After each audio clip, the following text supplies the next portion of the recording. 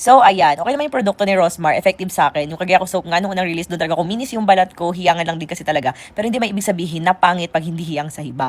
And yes, totoo yan. Hiyangan lang naman talaga. Kasi, syempre, kaya nga tayo marami ring Rosmar product. Iba-ibang sabon. Kasi hindi mo porket puro Rosmar product or Rosmar sabon yan, effective na lahat sa'yo. Hiyang ka na agad. Kaya nga iba-ibang klase ng sabon natin. Depende kung ano ang hihiyang sa'yo, yun ang gamitin mo. Kung parang ang dami mo ng choices eh. And yes, maganda talaga. Yung Kagaya ko soap na minahal yun noong 2022, yun pa rin ngayon. Pero yung pipiliin yung packaging guys is yung may mukha ko.